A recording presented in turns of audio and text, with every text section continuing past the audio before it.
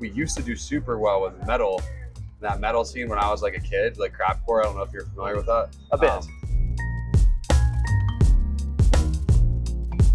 So let's talk about the music scene in Columbus first. Yes. What do we do well? What do we not do well? So right now, EDM is, I feel like, the scene that is popping off the most. Okay. Like I'm not even that much of an EDM guy, but my company has an EDM like counterpart, like sister company, and almost every single one of the events we put on sells out. What do we not do well? We used to do super well with metal. That metal scene when I was like a kid, like crapcore. I don't know if you're familiar with that. A bit. But we had like Caleb Shomo here, Johnny Frank, who's now part of Bill Murray, which is a huge project.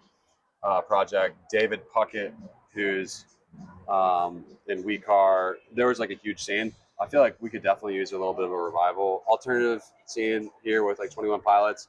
We saw 21 Pilots, but then we didn't see anything really after that. Like that alt rock scene. So we'd like to see more alternative rock. Yeah. And like probably metal, even though you don't like it. I like everyone doing well. Do you think we have like the right kind of venues? Could we use more like performance spaces? Because I feel like that's something people talk about a lot, is that it's either, the big venues, or it's like little teeny tiny. For sure. Like, where's the medium sized spaces? There isn't a lot of medium sized spaces is the most direct answer. Yeah.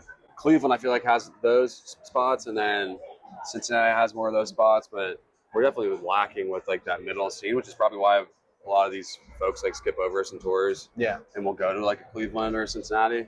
No, I agree, and it's something not just with music but with comedy. You see a lot where if someone's plotting out a tour, like traditionally Cincinnati and Cleveland are sort of like the two, A and B markets, and they feel like Columbus, you have to drive to one or the other to go see your favorite band. Or it's hard for Ohio in general with music, because there's 3 big cities to choose from, and there's not a lot of states that have 3 big cities like that. So non-local music, what bands are you into right now? What 3 bands are like your go-to, your favorite? 2025, going strong, put you on the spot.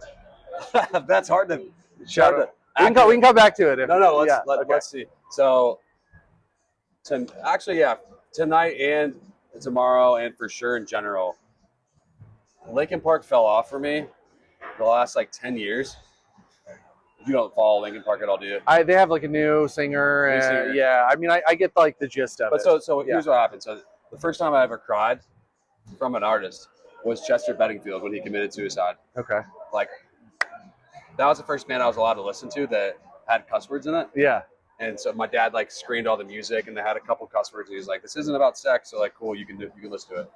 And so it was just like my first like time being able to like express a little bit of freedom. Yeah. He passed away, and then they were just like the record label was just like sending out bullshit tracks for 10 years of like old shit that they were just like, here, this is gonna make money. And then finally these guys got their shit together, hired a girl singer who sounds weirdly like Chester Benningfield as a girl. And so their shit is rocking. Like every new single they put out is phenomenal. Yeah. So that'd be number 1 for me.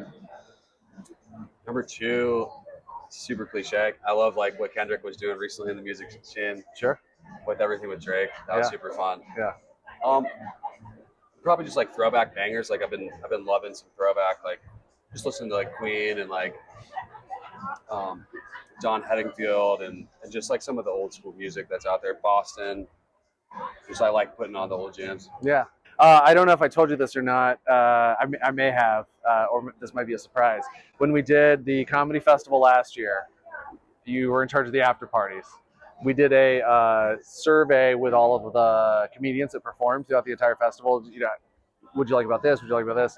The after party's most divisive thing. Yeah, you did something. Yeah, everybody either like loved it or hated it. And my theory is that like they were there on Friday when the police got called and everyone like freaked out, or they were there on Saturday when Sam J was there and they had the time of their lives hanging out with Sam J. So like it was really funny just to see. And I think some people too, like if you're a little more of an introvert, that you show up and it's like this banger party is going on, people are like, especially on that Friday, because that Friday we had like that going on. We also had the same tattoo people we signed the lease with. Okay, that were there celebrating like a 1 year sort of. So there's like a fusion of like people. Yeah.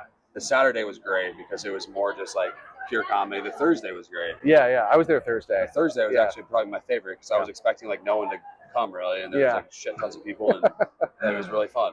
I mean, I think generally everyone had a So pretty what good do we time. do for the next one? What do we do? We just like, I think we should make it solely comedy. Yeah, keep it contained to that. But I mean, I think people like the option of like, oh, there's a dance floor, there's a karaoke room, there's a spot to just hang and chill and stuff like that. Well, something for everyone. Any local comedians you've been following lately that on your radar? Just all the typical ones, man. Like Henry.